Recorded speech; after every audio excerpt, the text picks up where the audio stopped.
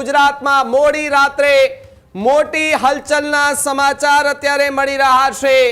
ગાંધીનગરમાં મોટા પાયે બેઠકનો ધમધમાટ શરૂ થઈ ચૂક્યો છે। જી હા, આજની રાત્રે ગુજરાતમાં કંઈક મોટું થવાના એંધાણ જોવા મળી રહ્યા છે।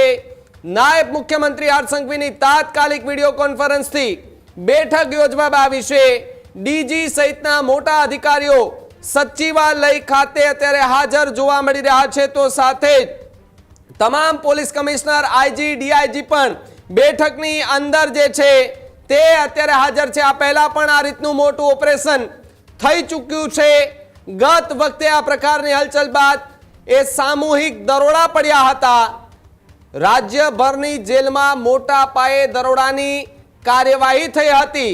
તો બીજી તરફ આ વખતે એનાથી પણ મોટું ઓપરેશન હોવાનો દાવો જે છે તે સૂત્ર કરી રહ્યા છે। ત્યારે ગુજરાતમાં મોડી રાત્રે સૌથી મોટા સમાચાર અત્યારે સામે આવી રહ્યા છે। ન્યૂઝ રૂમ ગુજરાત પર થોડી ક્ષણોની અંદર ગાંધીનગરમાં જે હલચલ જોવા મળી રહી છે તેની અપડેટ જે છે એ અમે તમને એ આપવાના છીએ। તેઓ જોડાયેલા રહેજો અમારી સાથે, કારણ કે ગાંધીનગરમાં સૌથી મોટી બેઠક જે છે તે અત્યારે મળી રહી છે।